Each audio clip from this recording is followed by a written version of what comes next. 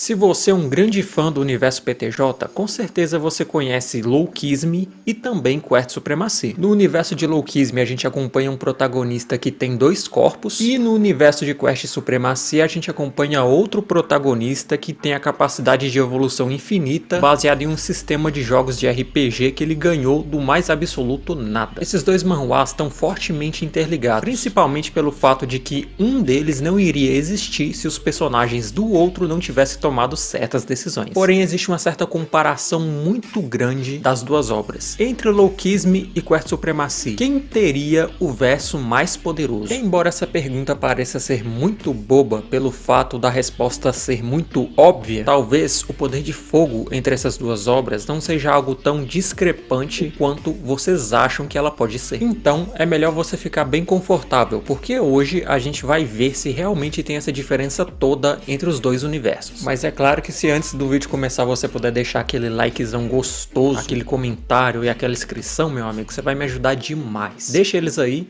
e bora pro vídeo.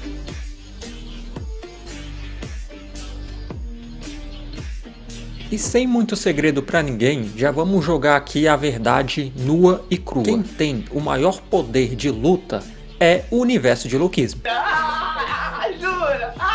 Mas existe algumas coisas aqui que eu acho interessante a gente pontuar nessa comparação de força. O Elhan, ele teve uma breve aparição no verso de Quest, e logo que ele apareceu, o sistema de Quest Supremacy não conseguia medir o nível de poder que ele tinha, causando assim um bug no sistema. Esse acontecimento é o principal argumento da galera que acha que o verso de Quest Supremacy não tem a menor chance contra a galera de Loukisme. O que nos leva à seguinte pergunta: será que qualquer personagem de Loukisme, mesmo que seja um figurante, poderia ser muito mais poderoso que qualquer um de Quest Supremacy? E para responder essa pergunta, a gente precisa falar desse personagem aqui. O nome dele é Jin Zhang, e para quem não lembra dele, ele era o número 2 dos God Dogs, ou seja, ele era o braço direito do Elhan. Esse cara foi praticamente o primeiro personagem de Loukisme a ter seus status revelado em Quest Supremacy. Se liga nos status dele: ele tinha força, velocidade e resistência, tudo com A mais de potência, com exceção da sua inteligência, que era nível S+,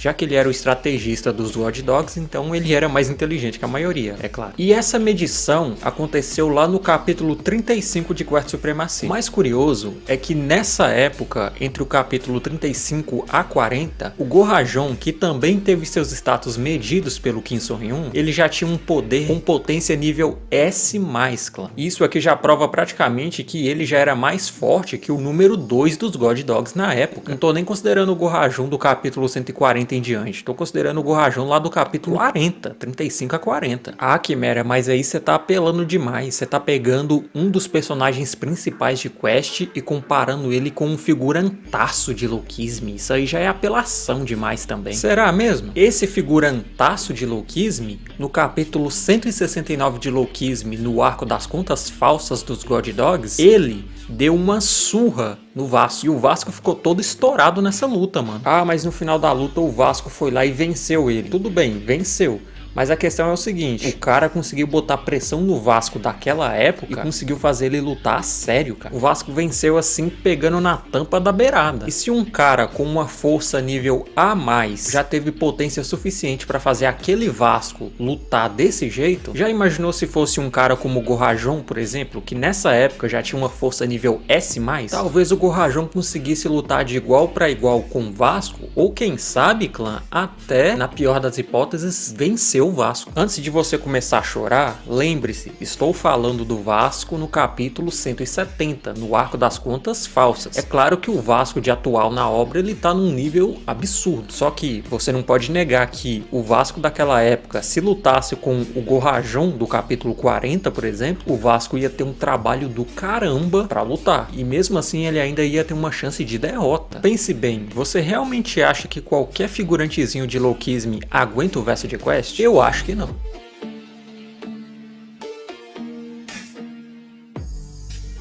O Jinrobin, ele é um dos personagens em Lookism que tem um dos treinamentos mais impressionantes da obra. O treinamento do Jinrobin era tão intenso que o maluco treinava arrancando árvores do chão, arrancando o tronco do chão na mão, meu amigo. E isso por si só já é um feito de força absurdamente gigante. De todos os treinos que eu já vi em Lookism, esse treino do Jinrobin foi o mais absurdo da obra que eu já vi. Um feito absurdo e impensável para qualquer personagem de Quest Supremacy. Ou pelo menos era isso que eu achava até chegar no capítulo 100 de Quest. Nesse capítulo 100 a gente tem a volta de um monte de personagens do time skip de 2 meses que a obra teve. E um desses personagens que voltou muito mais forte depois do time skip foi o Kangsuke. E o treinamento dele era simplesmente tentar levantar objetos extremamente pesados, os mais pesados que ele encontrava pela frente. Até aí tudo bem, porque ele nunca tinha levantado nada muito extravagante a patamar Loukism, por exemplo. Até que um dia o Kangsuke simplesmente resolve arrancar um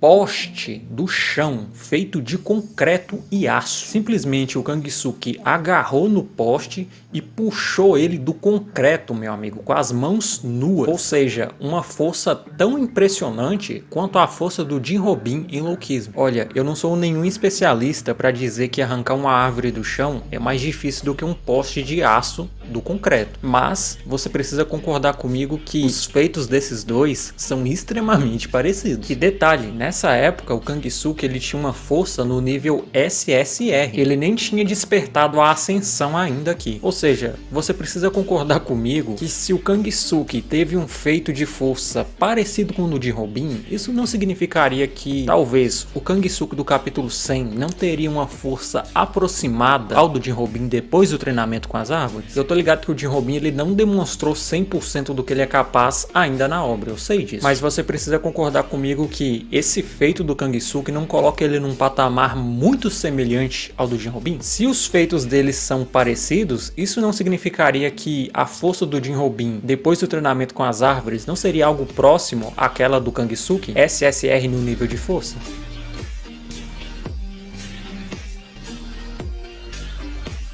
Por que o Elhan tinha um nível de poder tão grande que o próprio sistema de Quest Supremacy bugou na hora de medir? Os copiadores eles são uma classe extremamente difícil de se definir em qualquer obra do PTJ que você for ler. E isso ocorre porque os copiadores, clã, eles não têm uma força necessariamente fixa em alguma coisa. A força do Elhan muda toda hora. Quando ele usa a cópia do CQC, a força dele é uma.